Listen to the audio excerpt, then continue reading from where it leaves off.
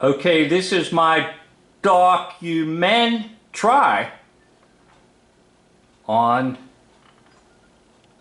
Ayn Rand, author of At Last, Hugged, and Fountain Dread, and Xanthem. Now the author, Ayn Rand, is related to Iraq Rand. And this author is best known for eclecticism, that is, stealing the works of others and proclaiming them as her own, or his own. So we need to go to a video that I'm borrowing so that I can use it as a basis for my lecture and my documentary. Now I'm borrowing it from this young lady here, and I would like to say that this channel is very nice, and this author of this channel is very good in a lot of ways, and there's no disrespect intended. I'm not trying to mock or anything like that, but once again, what I want to say is, at one time I was in the hoax-lie system. So therefore, if a person is still in the hoax-lie system, it's not fair of me or anyone to judge them, because I was there myself. And this individual is trying her best with her work and her channel to bring some good things to the viewers on YouTube. So I'm going to use it simply as a basis for my discussion and my lecture. Has anyone heard of Ayn Rand? Yes, related to Iraq Rand. I'm going to talk about her for a minute. The average novelist will sell 3,000 of their books in their lifetime. Her book sold over 27 million copies. She was one of the most successful novelists of the 20th century. She had a major influence on... Okay, now it is possible to do statistic hoaxing. I've done some videos on crowd hoaxing to show you how they can make you believe that the stadium is packed, but maybe there's only a very small number of people present. They can do this with anything. So to present the idea that somehow this particular author has won millions and millions and millions of people to these ridiculous novels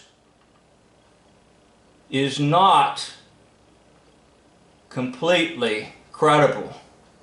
But once again, our young lady here giving this lecture is not aware of things like this, and I want to make you aware of them. Again, no disrespect is intended.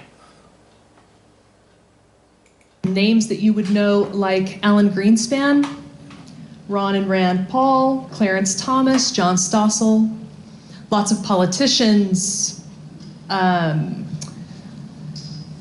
lots of CEOs, professors, authors. Now there's a reason for that. Anybody that hangs out with the most influential and high-powered people in the hoax-lie system is part of the hoax-lie system. Example of that, for me, was Billy Graham. And I had almost 40 years of admiring this hoaxer liar. Billy Graham hung out with movie stars, significant political leaders in other countries, and major political leaders in our country, such as all presidents since Truman up to the point of his death or her death. So, when somebody is read by or promoted by influential people, it's because they themselves are in the hoax-lie system and part of the deception of the American people. 2 of her books were made into movies. And okay, now that's not coincidental either, because movies are more powerful than books. And if you picked up on my discussion of the concept of pictures in our head, the book that I presented on that one, in other words, you've got to realize that we think in terms of images, not so much in terms of thoughts, but of images.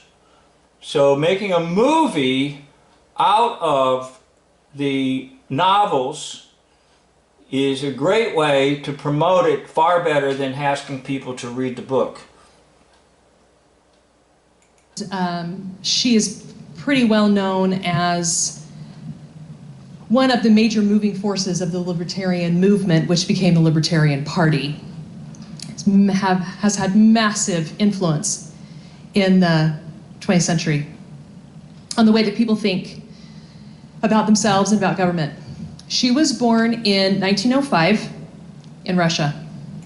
Not really. The character is portrayed as being born in Russia in 1905. You'll see here at the end of my documentary that the character you know as Ayn Rand is just a fake, an actor presenting these ungodly ideas to American people. In St. Petersburg, and she was an early teen when the Russian revolutions happened in 1917. And so she saw firsthand how it all went down. And it wasn't pretty for her. So she's maybe 10, 11, 12 years old, and she really understands everything. She's very politically astute. She was on the street when this was happening. She interviewed all the actors of the Russian Revolution. No!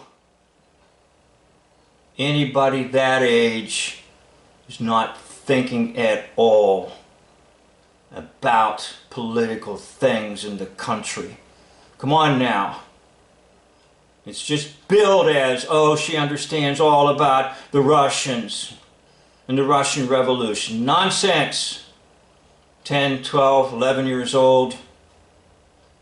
Family, they were middle class, they lost their business. There were lots of days when there wasn't enough to eat. By the time she was 9, she knew she wanted to be a novelist. By the time she was 13, she was done with God. She just knew that there couldn't be a God that would make these kinds of things happen.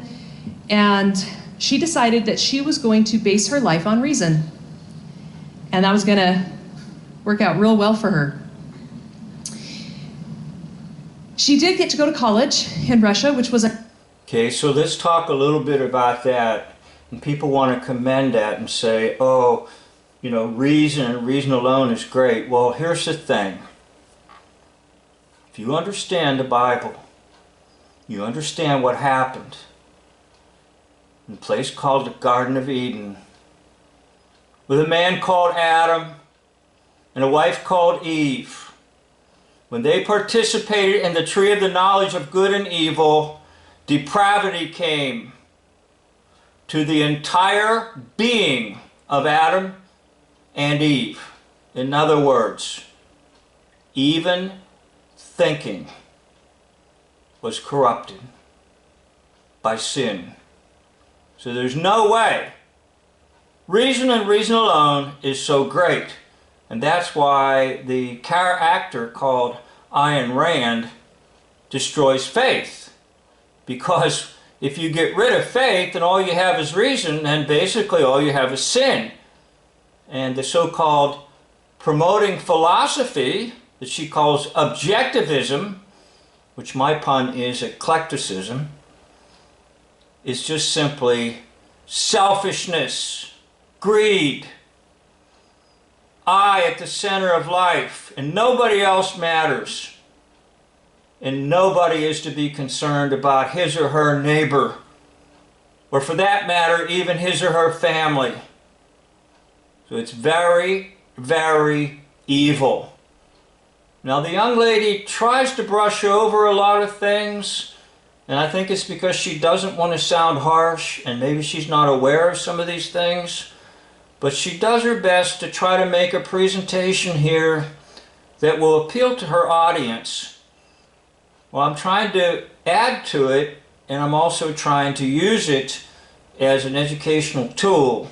Again, no disrespect is intended to this particular speaker. Unusual at the time, but awesome for her.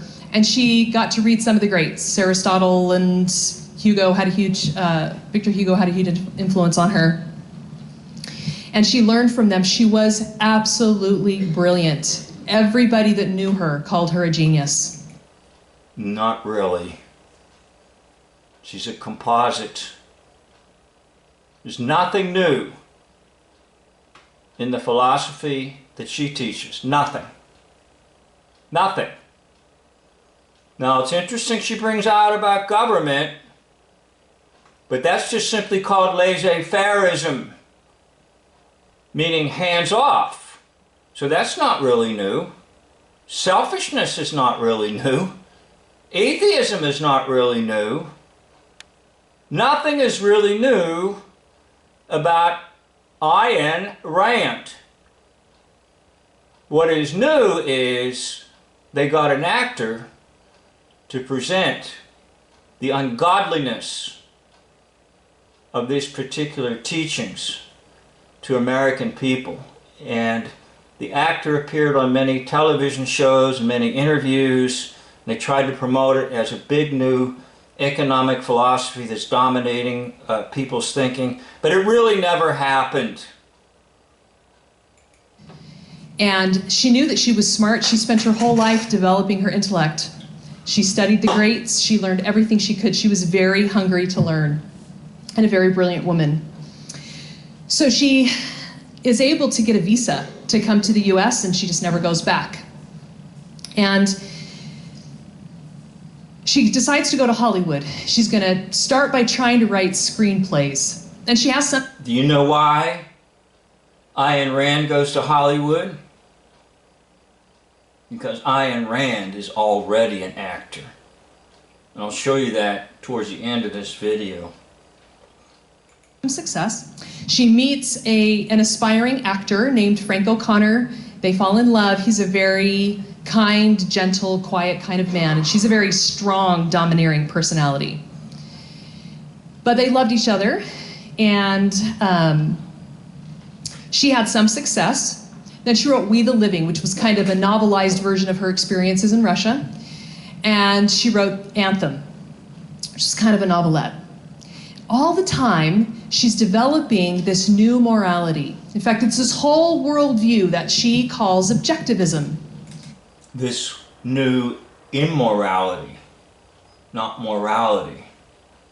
There's nothing moral about it. It's amoral, it's immoral. It's based on sin, exalting self, and permitting self to be greedy, permitting self to do whatever self wants to do without any restraint,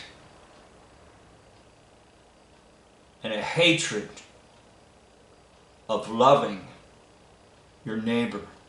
And we know from Holy Scripture that God wants us to love our neighbor as we love ourselves. In other words, the love is to go outward, not just kept inward.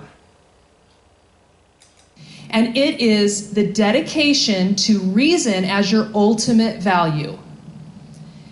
You hold reason higher than anything because, of course, and this makes a lot of sense, reason is the thing. No, it doesn't.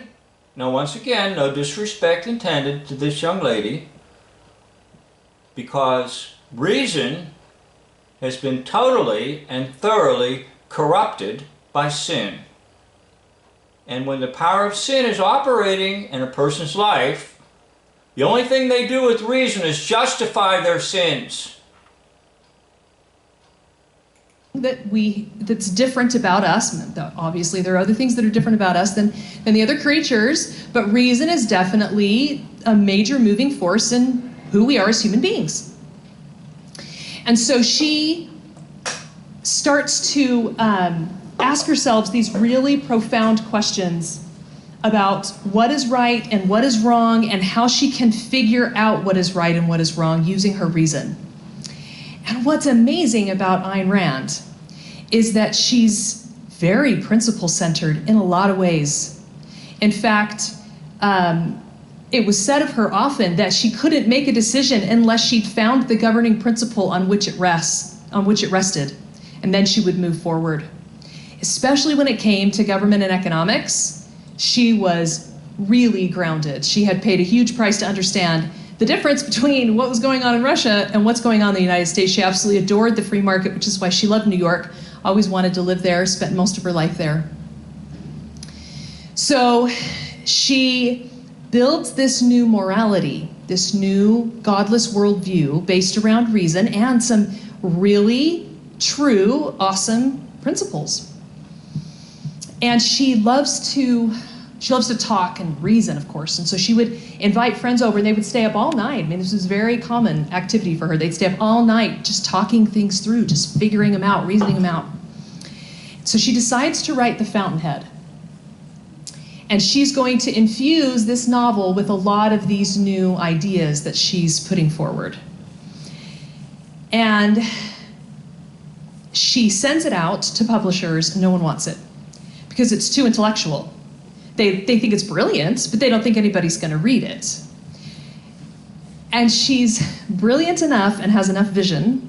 She says to one of her friends, never forgot her saying, "My book is going to be published, and it's going to be a bestseller, and it's going to change people's lives, and it's going to be made into a movie. And when it is, I'm going to insist that I get to choose the actors, and Gary Cooper will be the lead." And all of it happened. So don't be too surprised, because Ayn Rand is just part of the cabal system, the controllers. They control the right, they control the left, they control the middle. Don't be surprised about me uncovering anyone. Now, I'm not trying to uncover this young lady and her channel here. She's a valid individual doing the best that she can with what she thinks and what she knows. But she's not aware of the power of witchcraft. She's not aware of the power of the hoaxers and the liars. She's not aware of the big picture. So let me go ahead and take you to the big picture. And to do that, I need to go to my channel Who is Who in Hoaxology. And I'm going to tag on the 2 videos I did to show you the identity of Ayn Rand. So it's time for a new series. This is entitled Meet the Actor Who Plays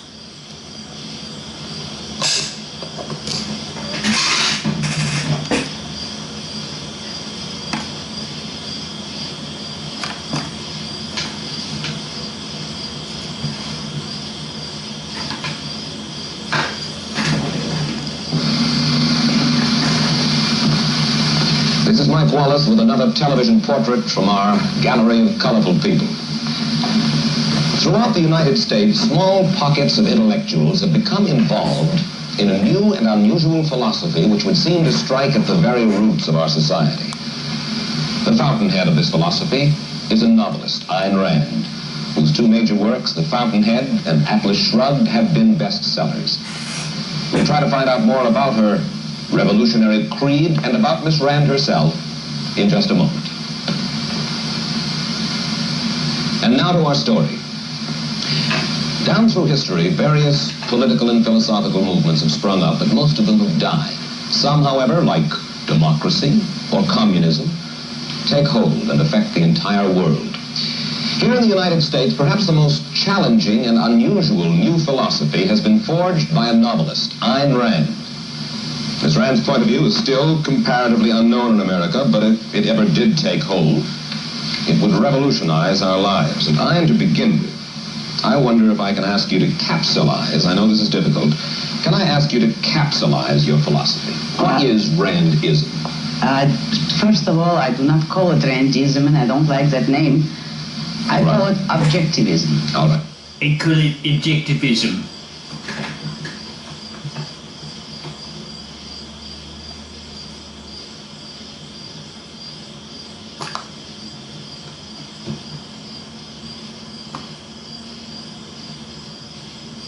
Oh, I'm gonna cook up a rabbit stew. Soon as Jeff roast shoots me one or two, then we'll all sit down to the table and we'll eat and we'll eat.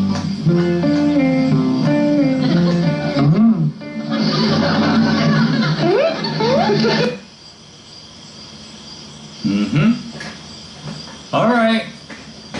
So we got to get some help from the Try It. Now pausing this, someone left a comment for me and said on the kangaroo they saw the number 7, and 7 is the mind weapon, Zion. So I didn't see it, but maybe you did. You can double check for it. It was somehow like cut into the kangaroo, maybe in the hair of some way with clippers or something. I don't know, but you can double check, see if you can see the number 7. Because you won't believe it. Well, maybe you will.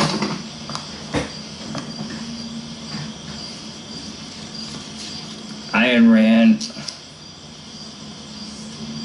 rather young Ayn Rand, and a rather older granny.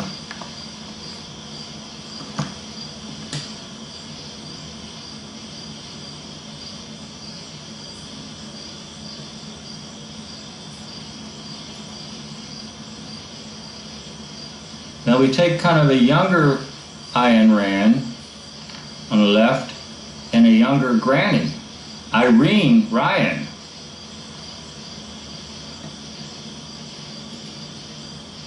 Now we take the younger Ayn Rand on the left and the older granny, Irene Ryan, on your right.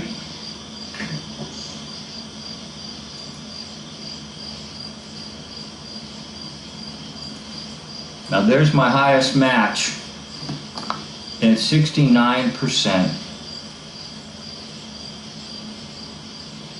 Now this is an older Ayn Rand on the left, and this is a younger granny or Irene Ryan on your right.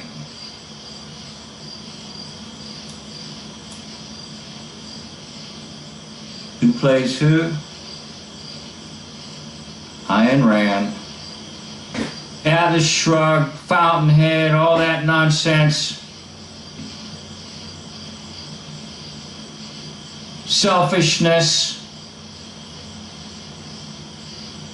No concern for others.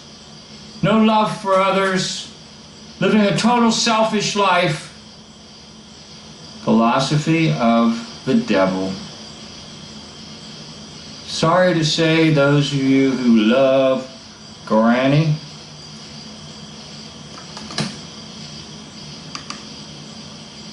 I know you love her on the Beverly Hillbillies, but get with it.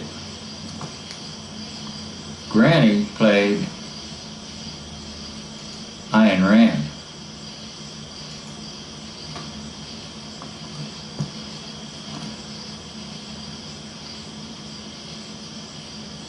And the statistics match out very carefully that this individual here, the character Ayn Rand, is born within a few years of the actual birth of the actor. So always look to the births and not so much the death, because the birth tells a lot.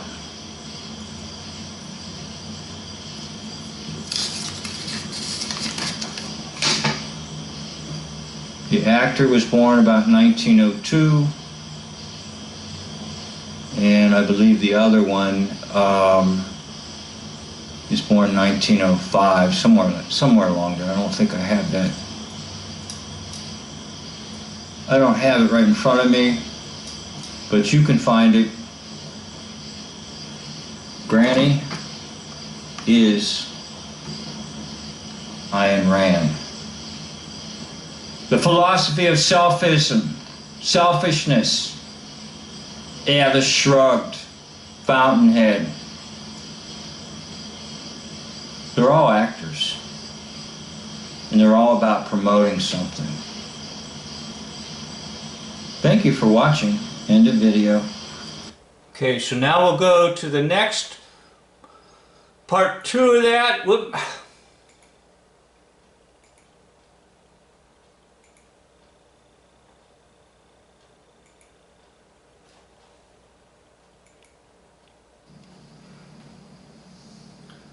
Part 2 from Who is Who in Hoaxology.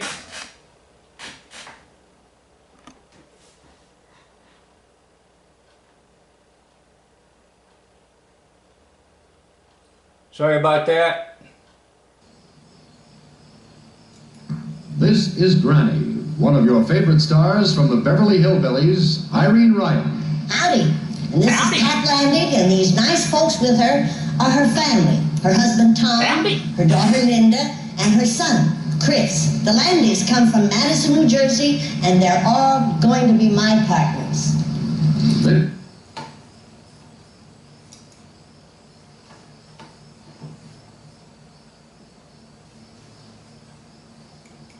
His mind. The most crucially important occupation is the discovery of knowledge. That is the occupation of scientists. But scientists are not concerned with society, with social issues, or with other men. Now, someone made a comment about how different the Ayn Rands look. And it is possible there's another actor trying to play that role. Or it's just possible that Irene Ryan put on a lot of weight and got a lot of aging and so forth, and wearing a wig and glasses is possible. But this would be the last so-called lecture of Ayn Rand, and I believe the year is about 1981, which would put Irene Ryan quite advanced in years. But it's a good comment. By the way, people leave very good comments for me. Scientists are essentially loners. They pursue knowledge for the sake of knowledge. A great many scientific discoveries and technological discoveries were known before the Industrial Revolution and did not affect human existence. The steam engine, for instance, was known in ancient Greece, but knowledge of that sort remained an exclusive concern that lived and died with the scientists, and for century after century had no connection to the lives of the rest of mankind. Now suppose that a group of men decided to make it their job to bring the results of the achievements of science within the reach of men, to apply scientific knowledge to the improvement of man's life on Earth. Wouldn't such men be the greatest social benefactors as they have been since the Industrial Revolution? Will you excuse me, please? I don't want any pictures taken of me. Please, gentlemen, don't photograph me. I am much too old for that. Just leave me as I am.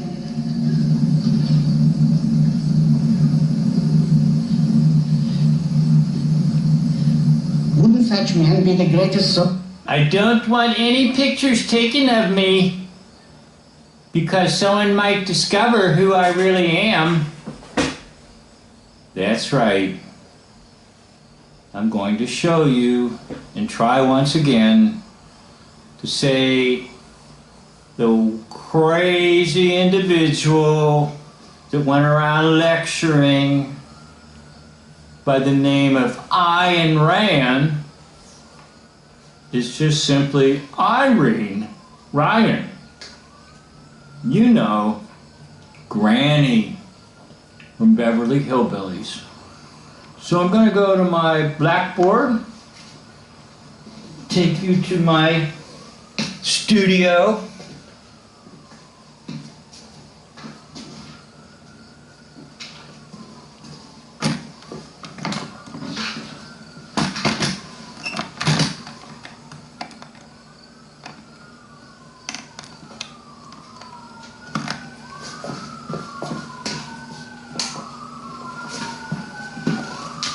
Okay, there's too much light.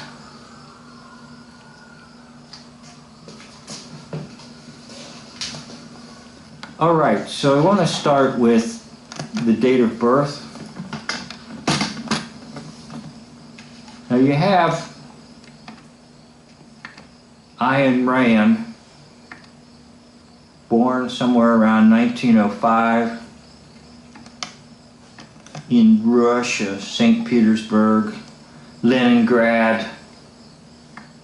She's a witness to the Russian Revolution. She knows all about it because she was a young child at the time.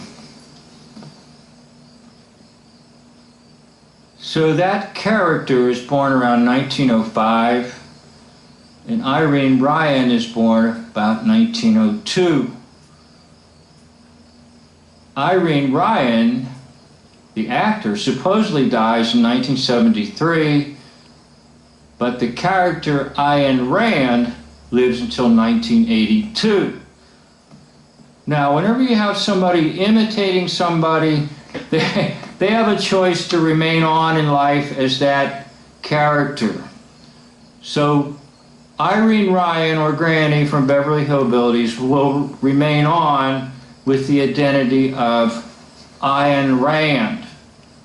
Now, I make a little bit of a thing of this idea of the I, of Irene, and the I of Ayn.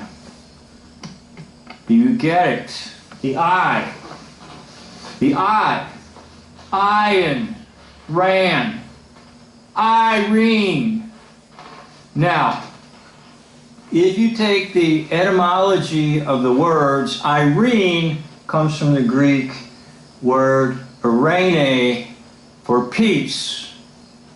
And the Ayn of A-Y-N in, I believe, the Finnish language has to do with grace.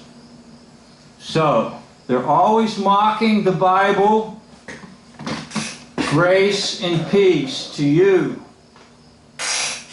is what you find in the epistles of St. Paul in the Bible.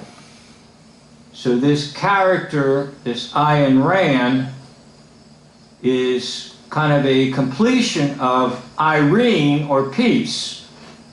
Now, let's get to the Ayn.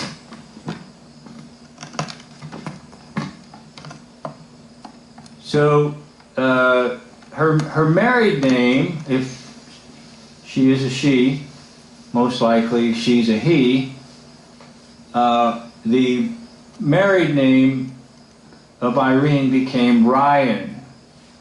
So drop the R, you have Y-A-N. Now just reverse the A and the Y, and you get Ayn. Now, Ayn Rand is supposedly some famous author. Not really true. A lot of these famous authors don't write anything. Anything.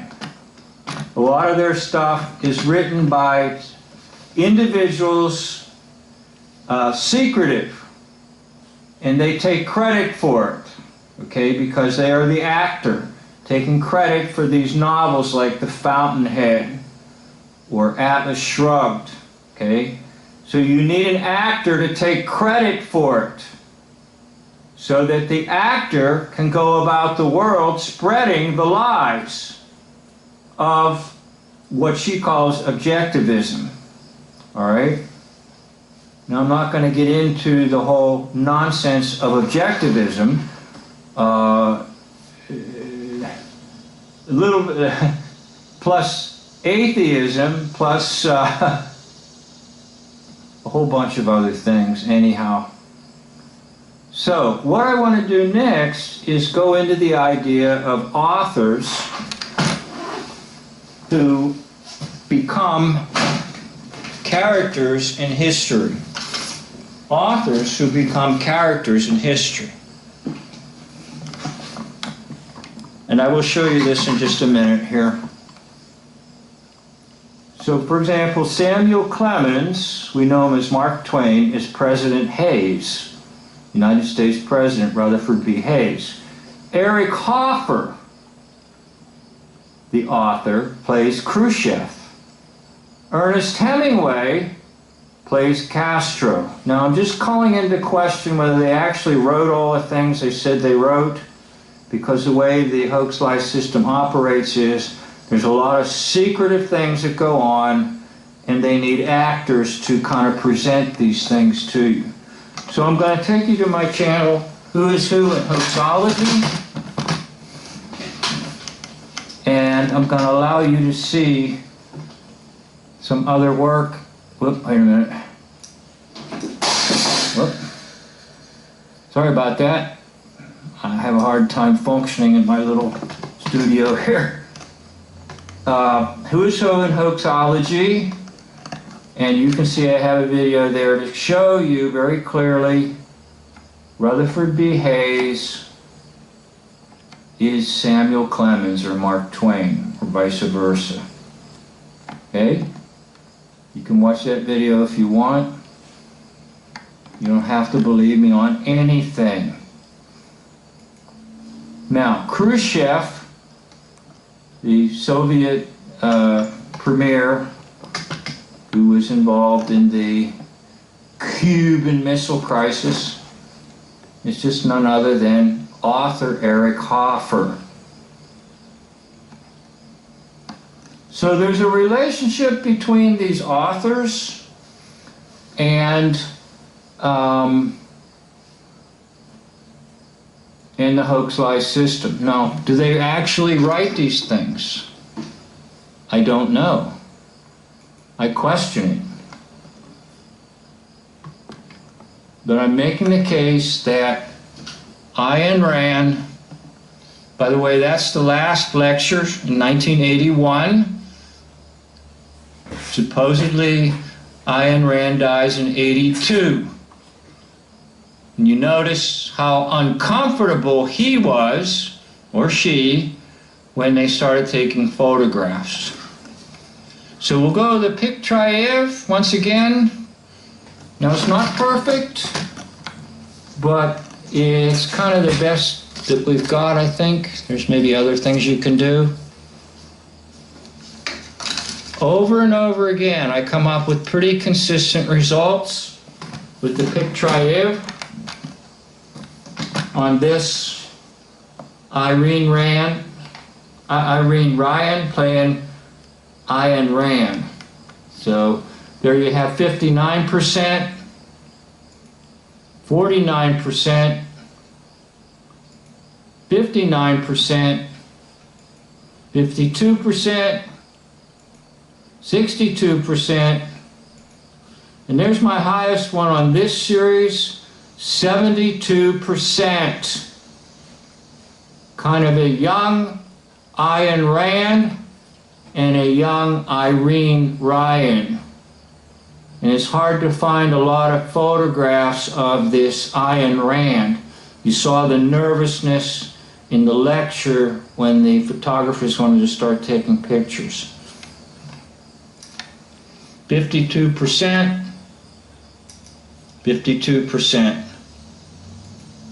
I'm going to go back to my highest match, 72%, and I'm going to basically say to you that Irene Ryan, who plays Granny on the Beverly Hillbillies, was Ayn Rand. Now, this Irene Ryan was a very talented actor and was very much engaged in working with some of the big names in radio and television. And it just so happens that kind of the final glimpse of Irene Ryan is the Beverly Hillbillies. But before that, there was a considerable history in the field of acting. So, one more role to play was Ayn Rand. Why? So that the falsehoods of Ayn Rand can be perpetrated on the American people. And at that particular time, one of the big falsehoods that was perpetrated by this Ayn Rand character was not having to believe in God and completely getting rid of any of the spiritual dimensions that's brought to us in a Christian faith or through the church, and also justifying abortion. Now, the economic stuff is up for discussion.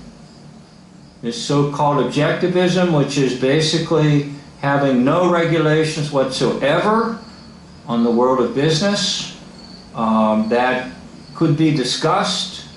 But eventually there has to be some regulation somewhere to keep the world of business and corporations in check.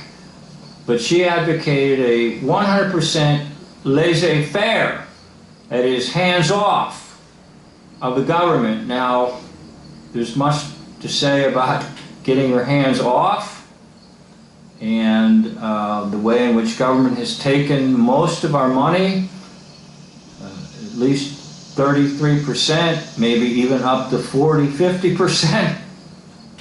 And so there's a lot to be said about that. But the things that concern me most about this Ayn Rand character, the open atheism and the open selfishness, coming down on the idea of altruism and charity and helping others and loving others and being completely, totally selfish. Now, I see that our world today has progressed in that direction. This whole idea that the only thing that's important is me and never mind you, that has taken hold. Now, I'm not sure I want to give credit to Ayn Rand, but I want to tell you something. I think you can give the credit to the devil for turning people into selfish people with no thoughts or concerns for others. Well, anyhow, the purpose of this video was to identify Irene Ryan, better known as Granny on Beverly Hillbillies, as the one who plays the role of Ayn Rand. You know, Atlas Shrugged and Fountainhead. Thank you for watching. End of video. Okay, this concludes my documentary on Ayn Rand, author of At Last Hugged, Fountainhead, Xanthem. Rand is related to Iraq Rand. Watch out for her eclecticism. I'd like to thank you for watching, and if you got to the end of this one, it's like a triple thank you. End of video.